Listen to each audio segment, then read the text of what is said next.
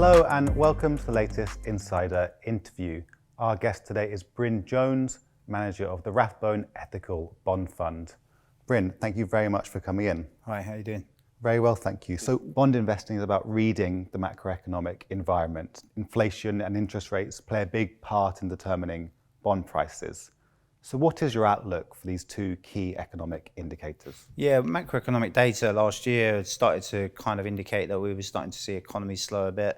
The thing is with macroeconomic data, it's very mixed at the moment. So you've got very low unemployment. Historically that's been, a good indicator the economy is doing well. And yet you've got growth that's running at kind of fairly low levels. So we've had some of the fastest and highest interest rate rises in history. And, there is this long variable lag. When rates go up, they tend to slow economies. And it's interesting, if you look back through history, most of interest rate rises do cause recessions, but they don't cause them for quite some time. And if we go back through history, from the first interest rate rise to the first recession, we'd have only had two by now.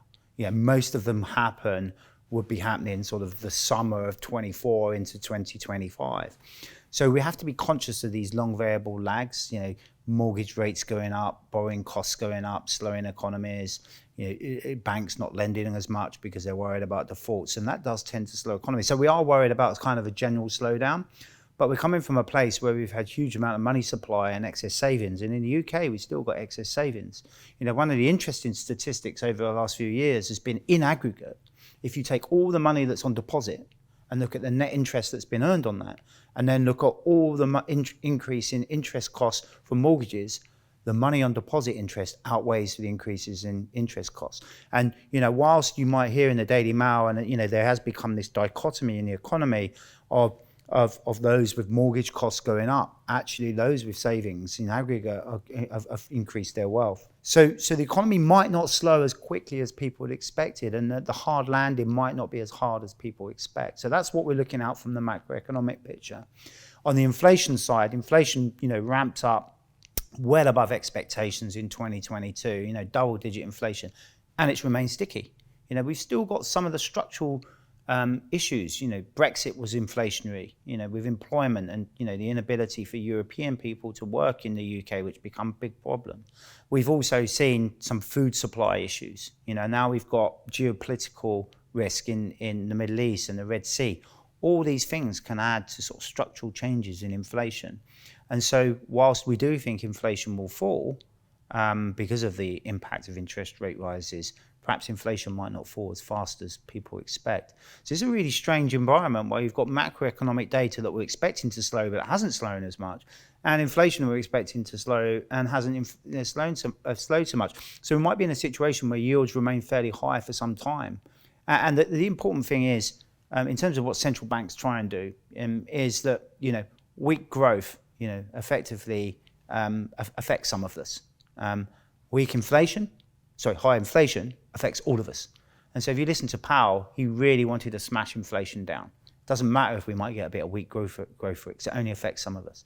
And I think that's what central banks will continue to focus on. They'll look at core inflation and trying to bring down inflation over the next year, and it might be harder than they expect. And given this backdrop, what are you buying? What is in the portfolio, and how much duration or interest rate sensitivity is there? Yeah, well, with so many different moving parts at the moment, it's very difficult to take one view or the other. Now, historically, if we went back from 2021, we reduced our duration because we thought rates were going to go up, and that was a very easy thing to do. During COVID, just before COVID, we raised so much cash because we thought credit spreads were going to widen, and we did very well because asset prices fell 50%, and we were back in buying them with the huge amount of cash we got. Right now, it's quite tricky. Are we going to have no landing? Are we going to have a soft landing? Are we going to have a hard landing? All the things I've just said. Is inflation going to remain sticky? Are central banks going to be successful?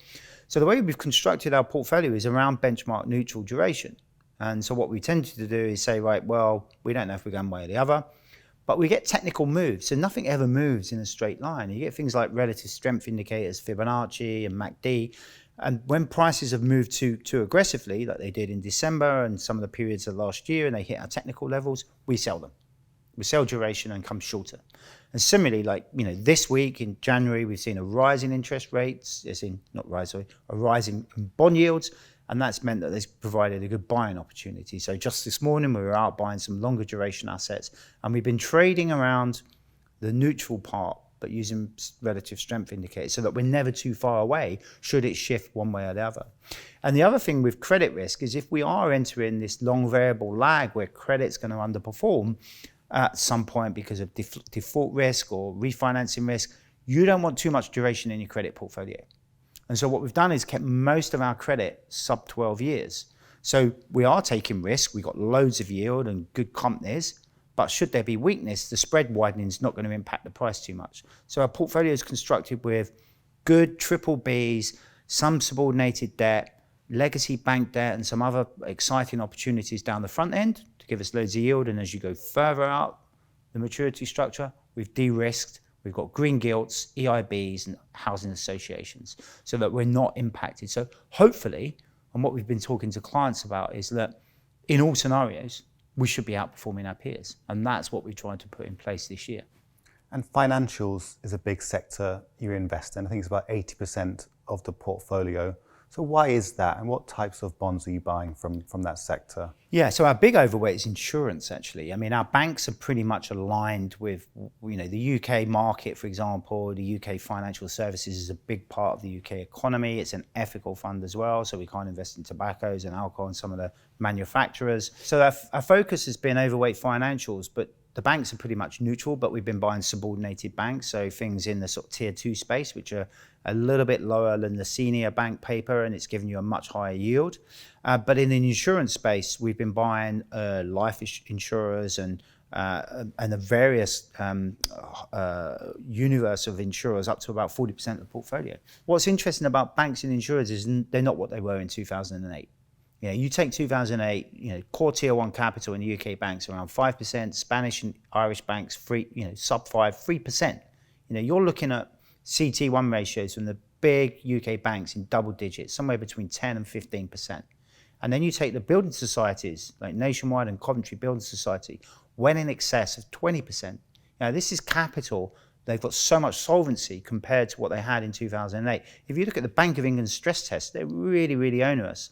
And every single one of the UK banks is still a going concern with management action after some quite serious stress tests. So as a bond investor, where the capital is protected, we quite like the banks. And the same is true in the insurance sector. There's huge amounts of solvency. You take Rothesay Life, it has over 300% of excess solvency. I mean, that's a huge amount. We're talking billions, over 5 billion of excess capital. And yet the bonds trade on a 12 or 13% yield. That for us is an attractive universe. And therefore, that's why we're overexposed to that area, because we think they are actually more defensive than what people think.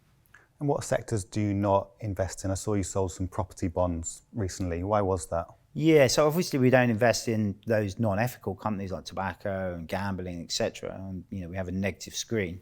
Commercial real estate's been an area that we've sold back in 2021 as rates started going up. We were very conscious we didn't want to be in companies that would struggle at the back end of an interest rate rising cycle. What kind of companies would struggle in that? Well, if rates are very high, people find it difficult to borrow. They find it difficult to buy properties, in which case you don't want to be in the property sector. Commercial real estate, another sector in Europe we felt was quite weak, so we've avoided those companies. Also businesses that are very cyclical. So as we talked about the banks, we felt that there's good cash flow in all economic scenarios, albeit some of their non-performing loans do pick up in a weaker economy. So businesses that are cyclical or very simple singular cash flow that they can't diversify their earnings, and that's another area that we've avoided. So we've tried to keep in good quality businesses with good diversified cash flow and that are not exposed to an interest rate cycle. And that's the kind of focus. Now, having said that, commercial real estate in January has performed extremely well. It's been one of the best asset performance because they got beaten up so much. But still, we think it's quite a risky environment because in a slowdown, that could be an area that continues to see some weakness. Gilts have been a very popular investment on the II platform, lots of people buying them directly. Is that a part of the market you invest in, and which type of gilts do you own? Yeah, so in the Ethical Bond Fund, we can only buy green gilts. So we've got the 2033 and the 2053 green gilt. They're the only two issued by the DMO. We're aware of that from our discretionary business as well. You know, there was a lot of investors that were sat on cash accounts not earning a great deal. They could pick up yield from buying the gilt, but also some of the low coupon gilts have been very tax efficient. And we've got one maturing at the end of January, which has just a 0.125% coupon. You know, for a high rate taxpayer, that's just 0.06% of income tax, and they're CGT free and income tax free on the rest of the earnings. So we understand that there's been that demand for it. One thing that we've noticed is that a lot of the gilt purchase has been sub 5 years. In low coupon stuff. And what we would say the only risk about doing that is that you're locking in yield at a sub 5 year area, and that should interest rates fall, you're not going to benefit from the capital appreciation like you might do in a fund or a longer duration asset. It's an ethical bond fund, so what does that ESG overlay mean in practice? And you mentioned you can't invest in straightforward gilts, non-green gilts. Is that a detriment to investors? No, I mean, first of all, I'll answer the second part of the question. I don't think it's a detriment to investors. If you look at the performance of our fund, we've outperformed our peers for decades now. The fund was launched over 22 years ago. I've been at the firm 20 years this year in November. And if you go back to the sort of when I took over the fund, I think we're in the top 7 funds in the sector and one of the only fund managers to still be at the same firm. So I would disagree. Having that ethical overlay has led to outperformance. And as I said, we can't invest in government debt because of the weapons and nuclear power, which we don't approve the investment in.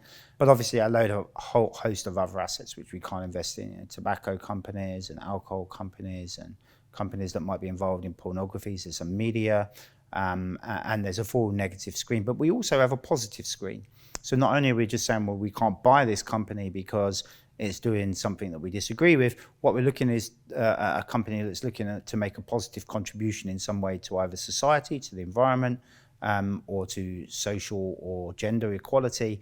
And so that positive application also helps in good, what we would say is sustainable companies. Albeit the fund was launched 22 years ago before the UN Sustainable Development Goals existed. So we don't necessarily say that it has to have a UN Sustainable Development Goal target for an individual positive contribution. Finally, the question we ask all of our guests: do you personally invest in your fund? I do. I didn't in 2020 and 21. I thought yields were looking quite expensive, but post Kwarteng and the Trush debacle in the September of that year, yields rose to 7% on my fund, and I was sat on a bit of cash. So I decided to buy my ethical bond fund. Stuart, who runs the high quality bond fund, which is a short duration bond fund, I've also got some allocation of my ISAs into that because it had a very attractive 6% yield at the time, and I thought that would be quite attractive. And recently we launched a new global sustainable bond fund, and I've bought some of that for my fund and my kids' JISAs as well, because having a decent compound yielding there is quite attractive, I think. Bryn, thanks very much for coming in. Thank you. And that's all we've got time for today. You can check out more insider interviews on our YouTube channel, where you can like, comment, and subscribe. See you next time.